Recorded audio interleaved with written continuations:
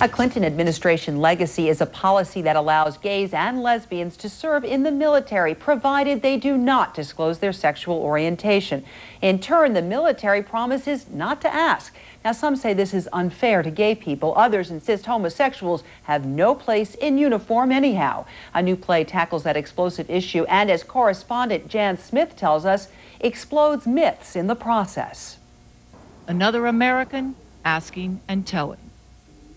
My name is Al Cortez. I'm a storekeeper, second-class petty officer. With a simple set and no costume changes, actor Marc recreates the cadence. What I told Anna Mae. The gestures and viewpoints of those who do and those who don't think gays should serve in the military. Lesson learned for me. That gays are bad because they caused trouble and it broke up my squad. You asked me to express my views. Well, I want to do that because, yes, I find it morally incorrect. Why did you think it was important to give a voice to gays in the military? Because there are two communities in our country that I think are maybe the most stereotyped communities. One's the military, and we have all these perceptions of what the military is, and one's the gay community. We have all these perceptions of what gay people are. And gays in the military, to me, broke down the stereotypes of what both those are. Marc spent nearly 3 years and his entire savings to create his play, crossing the country and tape recording people, both pro and con. I would just refuse to answer that question. A lot of the people that I spoke to who don't think gays should be in the military, I wanted to show that these people are not necessarily bigots, that what they're interested in is what's best for the country and what's best for the military to serve the country. And I think the gay people that I interviewed, they have the same goal. Like a guy coming out of that neighborhood. He whittled down nearly 200 interviews to 18 characters. Thinking about the guy, da-da-da-da-da. And rehearsed by listening to their words over and over until he could slip seamlessly from one person to another. AIDS house called the Lambda House. For the play's recent opening in Washington, D.C., several of the real characters came to see themselves portrayed for the first time. Before the show, we interviewed them and then matched their accounts with Marc's interpretations. My father was a Marine, and since I was small, I wanted to be a Marine as well. My father was a Marine, and his father, and his father. Marc says it took 3 different meetings with Edward Clayton, a former Marine of the Year, to absorb his story. The play focuses on Clayton's final hours at his last post, awaiting dishonorable discharge for being gay. From the moment I checked in, it was absolute hell for the next 14 hours. They decided to keep me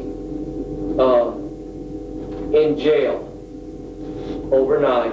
Sometime during the night, someone came into my cell. I fought as hard as I could. I received 2 broken ribs, my nose was fractured, and I was sodomized. The next morning, one of the other Marines in the cell with me told me that the prisoner who had assaulted me was HIV positive. After that, I was put out at the back gate. With nothing but the clothes on my back. And told, hasta la vista. Clayton never filed formal charges against the military because he says he could not afford an attorney. Have you become HIV positive? Yes, I tested positive for the HIV virus in 1989. And do you think it is a result of your assault on the military post? I have no doubt about it. Marc's portrayal of Dorothy Hages, whose son was brutally beaten to death by a fellow serviceman, leaves out some of the most graphic details of his murder.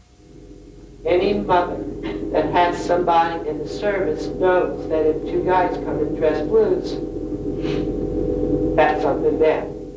My son was beaten to death in a bathroom in Japan. Every organ in his body was destroyed. My son had no face. His eyes were back, all the way back by his ears. The whole time I waited for his body to return, I thought that I would be able to hold him. I could hold him, and I could kiss him goodbye. But I was denied that because my son had no face. Every time I would ask them, they said they were looking into it. The Navy wouldn't tell me. They would never admit Alan was killed because he was gay. Before Alan was killed, I was a very quiet person.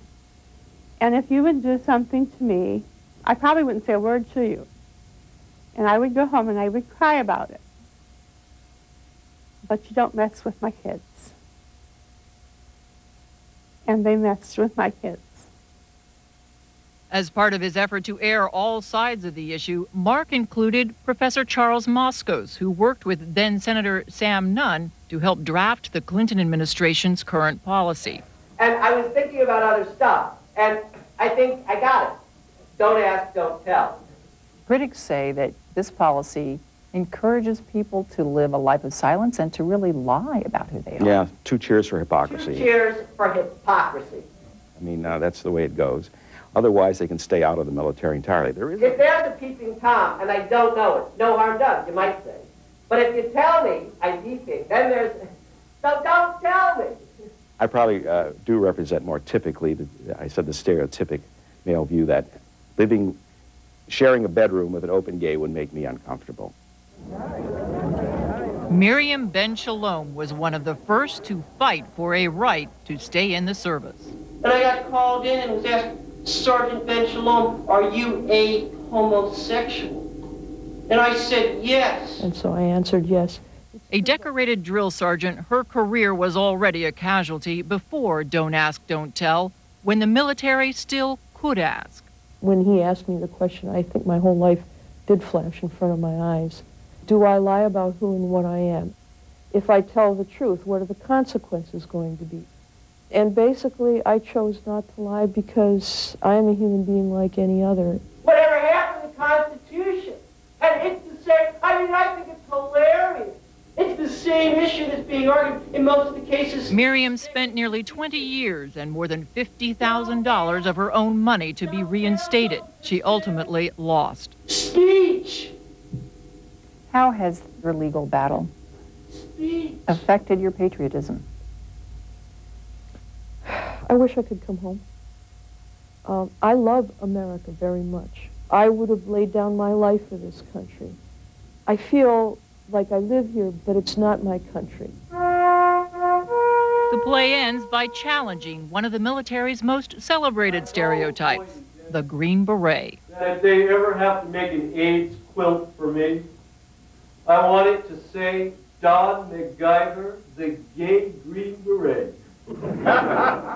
A former member of the United States Army Special Forces, Don MacGyver has a chest full of medals for repeatedly risking his life during the Vietnam War.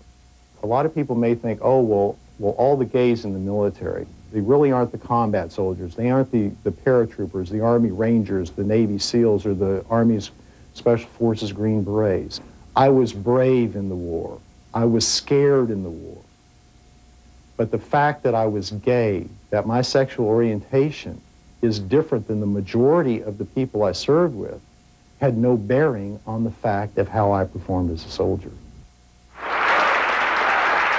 Hearing their own words given a new voice, I just feel terribly emotional right now. Deeply affected those portrayed.